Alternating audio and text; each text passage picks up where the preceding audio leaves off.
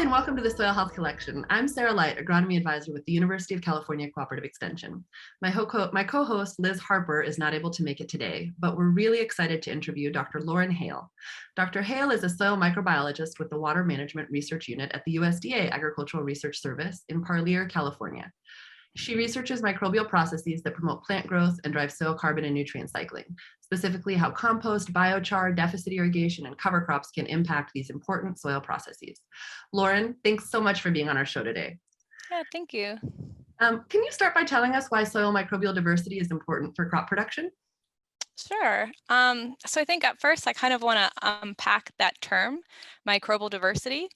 And so a lot of times when we're talking about diversity, we're talking about the number of species that are present in an environment. And sometimes we even do more than just number the species. So for example, a forest that has all pine trees, even if it has a lot of different species of pine trees, we wouldn't really consider that forest to be as diverse in tree species compared to a forest that had oaks and willows and pines and a lot of different sort of genetic diversity to the trees.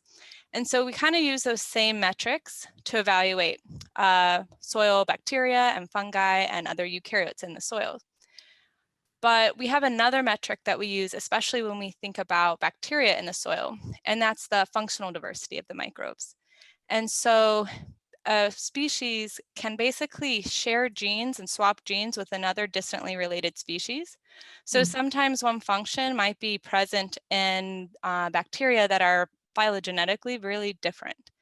And so a lot of times when we look at the number of species present, there's absolutely no correlation with sort of that diversity metric and some function we're interested in.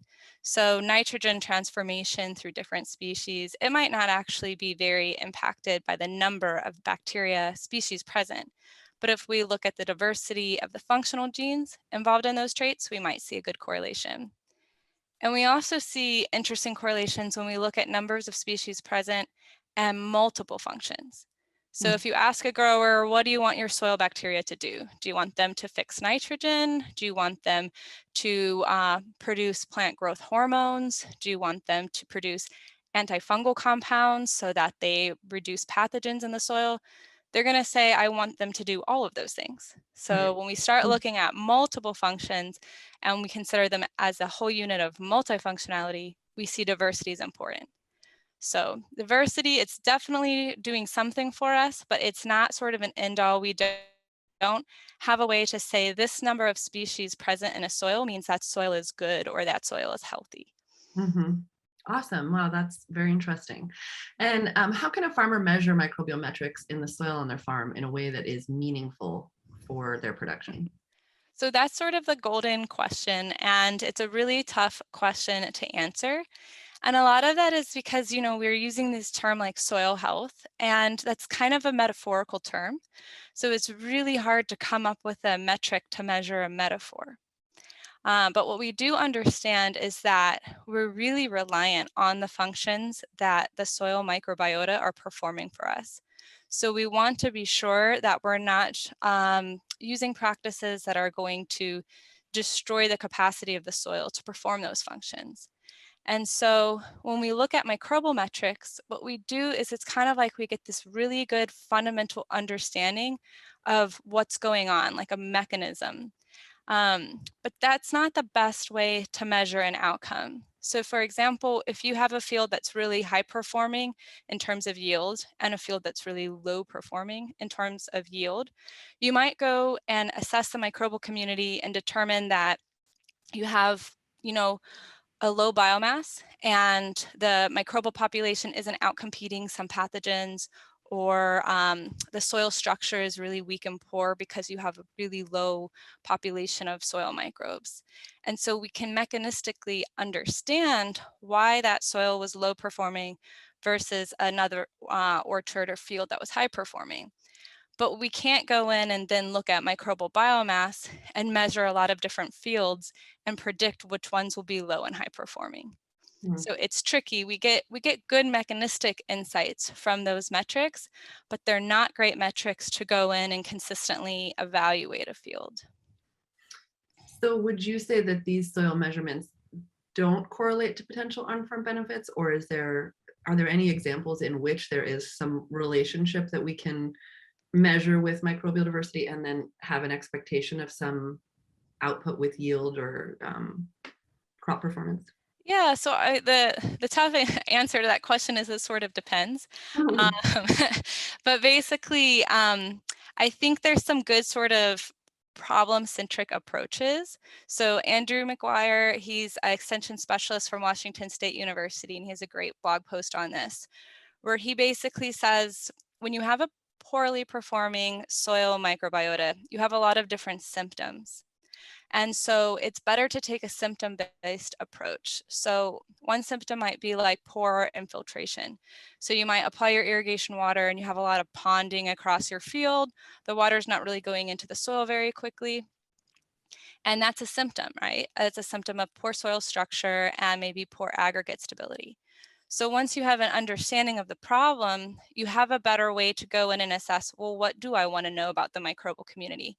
If they have thousands of beneficial functions, how do I know which function to assay? So if you have this problem with infiltration, you can go in and measure your aggregate stability, you can measure water infiltration, and you can measure microbial biomass, and that might help you link, okay, well, what's causing this poor infiltration? Great.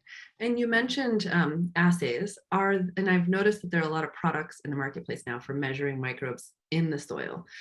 In terms of those type of products, how can a grower decide which ones are worth buying, which ones aren't actually telling you anything? So kind of some of the ones that you can use yourself for doing an assessment. Yeah, so as a disclaimer, I haven't used a lot of the products available, so I can't speak to their capacity to, you know, basically demonstrate anything or work well.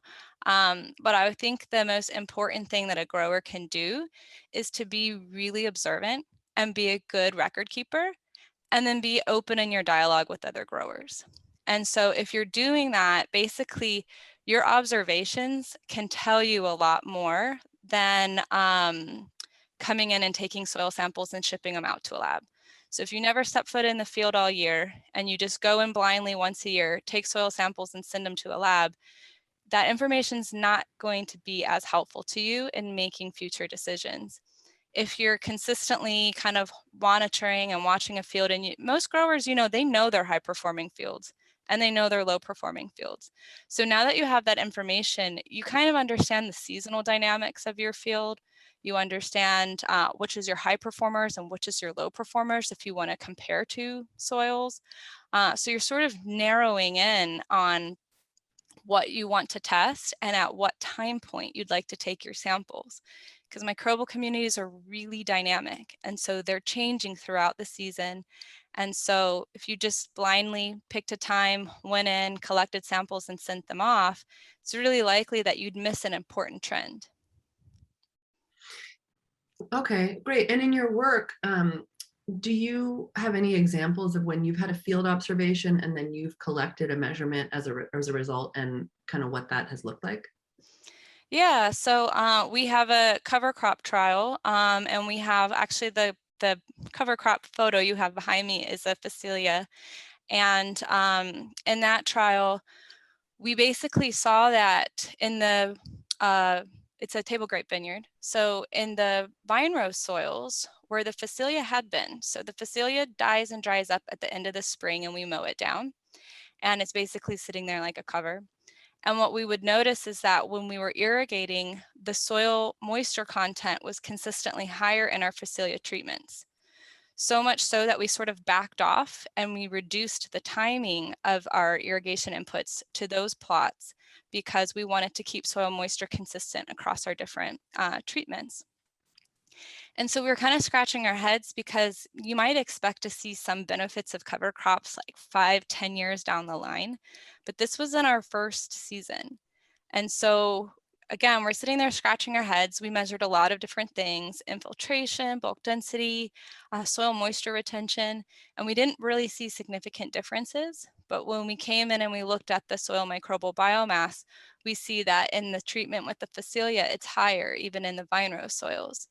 Hmm. So the plant itself has a low C/N ratio. It's probably decomposing rather quickly, and that's Mhm. our guess, is it's just stimulating more biomass, and that biomass, it actually has increased aggregate stability. We saw it in that metric too. But yeah, it was sort of our observation, like we don't need as much water for this treatment. And then we kind of came in to understand why, and we see, okay, well, there are some differences in the microbial biomass and then in turn aggregate stability. That's really interesting. Thanks for sharing that. Is Sure. there anything else you'd like to share with our audience today before we wrap up? Well, yeah, thanks for your interest in this topic. And this field is vastly emerging. We have new technologies to sequence our soil DNA, basically extracted directly from the soil. So we much more affordably now can get this huge comprehensive picture of who's there, Mhm. but that picture isn't necessarily conclusive. So because something's there, it doesn't mean it's doing anything relevant or important. So while we have a lot of new technology and there's a lot of interesting research coming from this field, a lot of it's still in development phases. And so just, I guess keep an eye out, because Mhm. as we learn more and more, the techniques and tools to understand soil microbes are just getting better and faster and cheaper. That's so great. Thank you so much for your time and for being on our show today. It's been such a pleasure to talk to you. Yeah, thank you.